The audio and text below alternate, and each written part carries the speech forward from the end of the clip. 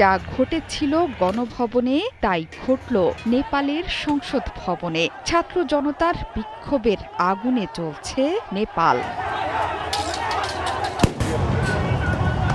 KP Sharma ওলি সরকারের বিরুদ্ধে দুর্নীতির অভিযোগ এবং সামাজিক মাধ্যম বন্ধের প্রতিবাদে বিক্ষোভের দাবানল ছড়িয়ে পড়েছে দেশ জুড়ে। এরই মধ্যে দেশের সংসদ ভবন দখলে নিয়ে ভাঙচুর চালাচ্ছে তরুণ জেনজিরা। এই ভবনের সামনের দরজা, গেট, কাচের জানালা সবকিছুই ভেঙে ফেলেছে তরুণ তুর্কিরা। তাদের থামাতে টিয়ার গ্যাস, জল কামান ছুড়েছে পুলিশ।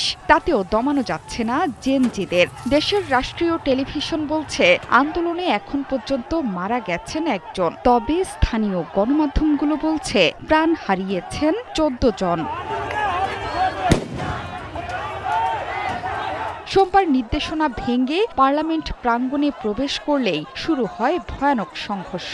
জল কামান, টিয়ার গ্যাস এবং গুলি ছুড়ে পরিস্থিতি নিয়ন্ত্রণে আনার চেষ্টা করে পুলিশ।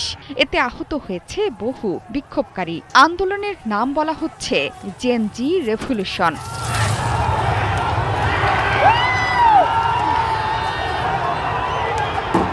সংঘর্ষের সময় আহতদের নেওয়া হচ্ছে সিভিল হাসপাতাল, এভারেস্ট হাসপাতাল, ট্রমা সেন্টার সহ বিভিন্ন স্বাস্থ্য কেন্দ্রে। অনেকের মাথা এবং বুক গুলিবিদ্ধ অবস্থায় পাওয়া গেছে বলে জানিয়েছে চিকিৎসক। বর্তমানে হাসপাতালে গুরুতর অবস্থায় চিকিৎসাধীন অন্তত 10 জন। বিক্ষোভের জেরে কাঠমান্ডুর বিভিন্ন এলাকায় কারফিউ জারি করেছে জেলা প্রশাসন। দ্য কাঠমান্ডু পোস্ট জানিয়েছে পরিস্থিতি নিয়ন্ত্রণে কাঠমান্ডু জেলা প্রশাসন কার্যালয়, প্রেসিডেন্টের সরকারি বাসভবন, ভাইস প্রেসিডেন্টের বাসভবন সহ একাধিক উচ্চ নিরাপত্তা এলাকায় কারফিউ জারি করা হয়েছে। দেশের বড় বড় শহরগুলোতেও ছড়িয়ে পড়েছে সরকার বিরোধী আন্দোলন।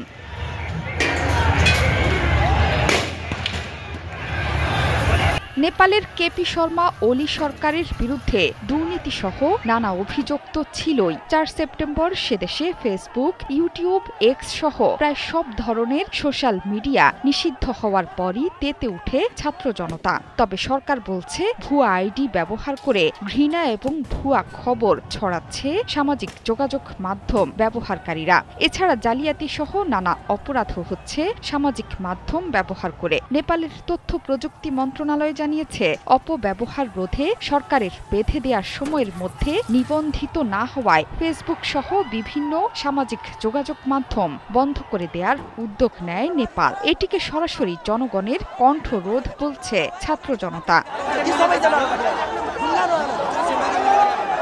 সাম্প্রতিক সময়ে প্রতিশ্রুতি পূরণে ব্যর্থতার জন্য তুমুল সমালোচিত হচ্ছে কেপি শর্মা ওলির সরকার। ছাত্র জনতার অভিযোগ, দেশ জুড়ে ব্যাপক হারে দুর্নীতি ছড়িয়ে পড়েছে। বিরোধী দলগুলোর দাবি, সামাজিক মাধ্যম বন্ধের পেছনে আছে অন্য উদ্দেশ্য। বিরোধীরা যেন কোনোভাবেই এইসব মঞ্চকে ব্যবহার করে প্রতিবাদ না জানাতে পারে তা নিশ্চিত করতেই এই পদক্ষেপ নেওয়া হয়েছে। এই সংক্রান্ত যে বিল পেশ করা হয়েছে সেটি ঘিরেও চলছে তোলপাড়। জোহরা চৌধুরী, সেতু, ৭১।